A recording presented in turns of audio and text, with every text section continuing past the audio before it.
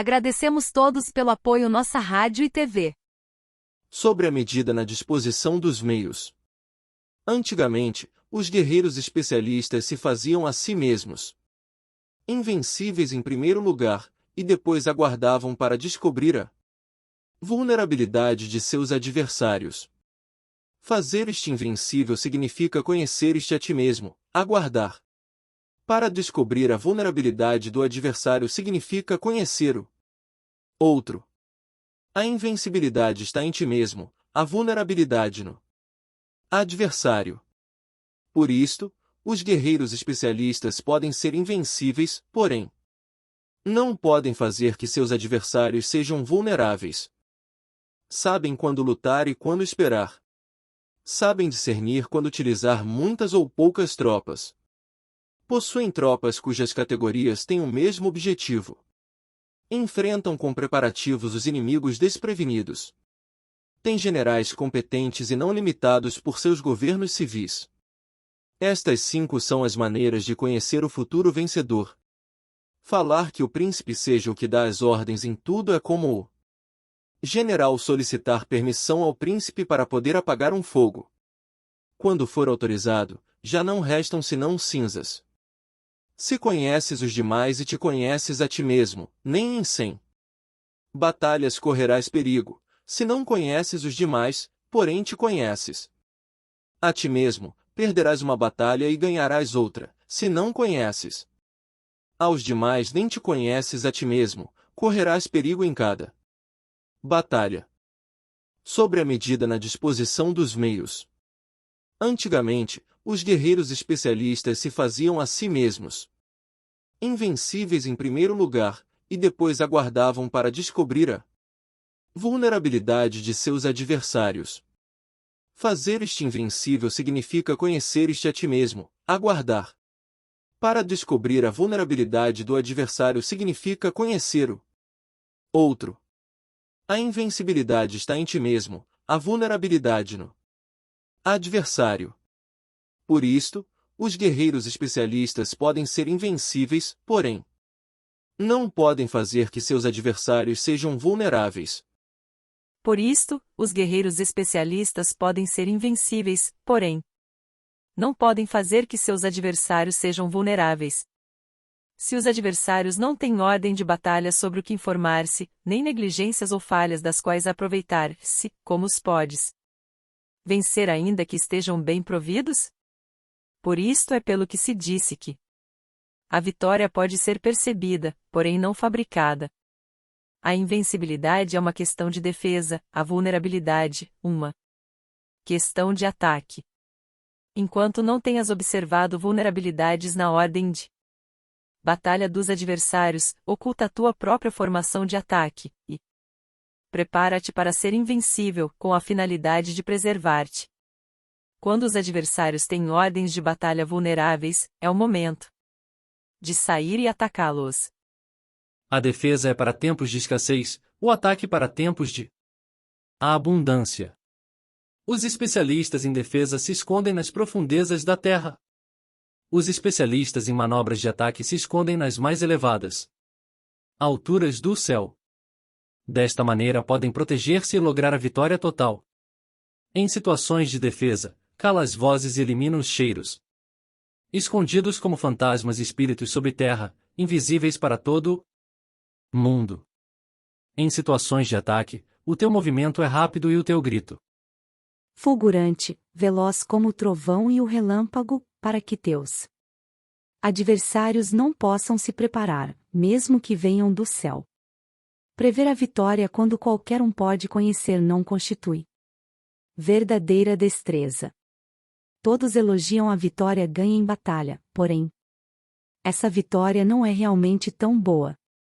Todos elogiam a vitória na batalha, porém o verdadeiramente desejável é poder ver o mundo do sutil e dar-se conta do mundo do oculto, até ao ponto de ser capaz de alcançar a vitória onde não exista forma. Não se requer muita força para levantar um cabelo, não é necessário ter uma vista aguda para ver o sol e a lua, nem se necessita ter muito ouvido para escutar o retumbar do trovão. O que todos conhecem não se chama sabedoria, a vitória sobre os demais obtida por meio da batalha não se considera uma boa vitória. Antigamente, os que eram conhecidos como bons guerreiros venciam quando era fácil vencer.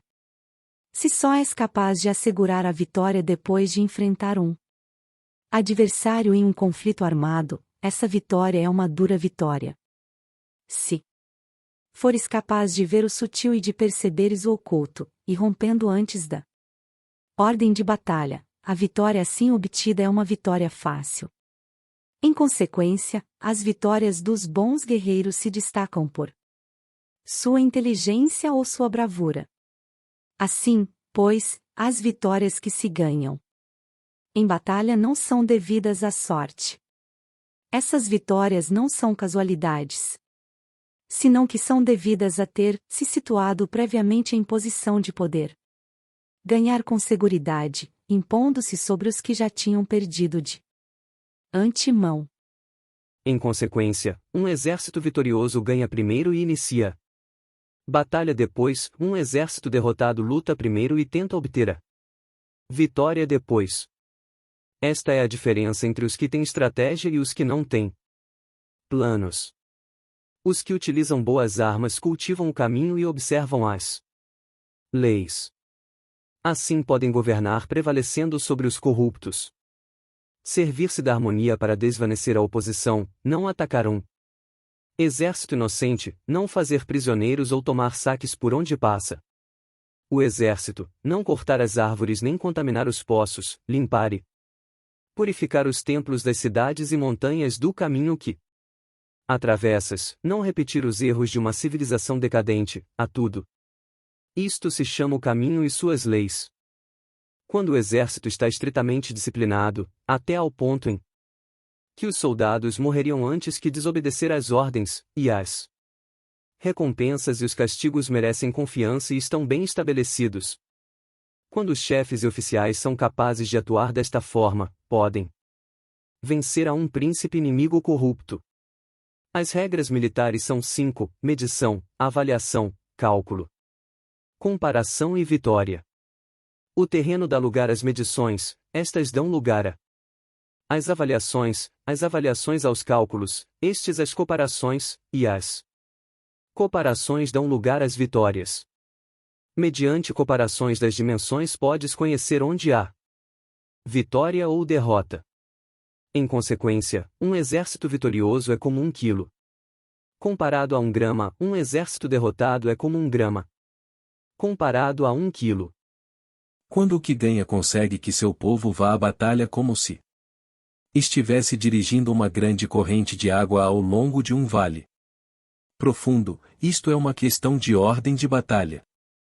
Quando a água se acumula em um vale profundo, ninguém pode medir a sua quantidade, o mesmo acontece quando a nossa defesa não mostra a sua forma.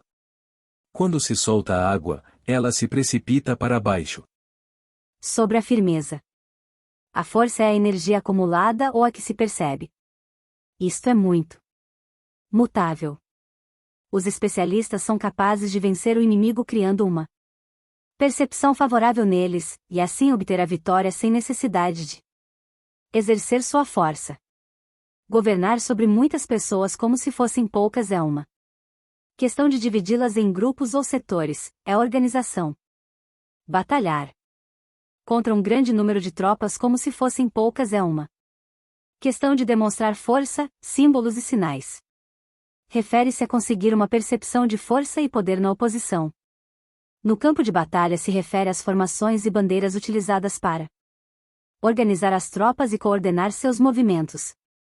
Conseguir que o exército seja capaz de combater contra o adversário sem ser derrotado é uma questão de empregar métodos ortodoxos ou heterodoxos. A ortodoxia e a heterodoxia não são elementos fixos, senão que se utilizam como um ciclo.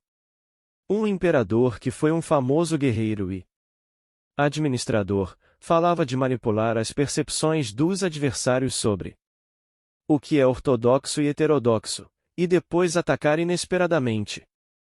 Combinando ambos métodos até convertê-lo em um tornando-se quase assim indefinível para o inimigo. Que o efeito das forças seja como de pedras arrojadas sobre ovos. É uma questão de cheio e vazio. Quando induzes os adversários a atacar-te em teu território, sua força sempre está vazia, em desvantagem, enquanto que não competes. No que são melhores, tua força sempre estará cheias. A atacar com o vazio contra o cheio é como atirar pedras sobre ovos, e de certeza se quebram. Quando se inicia uma batalha de maneira direta, a vitória se ganha por surpresa. O ataque direto é ortodoxo. O ataque indireto é heterodoxo. Só há duas classes de ataques na batalha, o extraordinário por surpresa e o direto ordinário, porém suas variantes são inumeráveis. Ó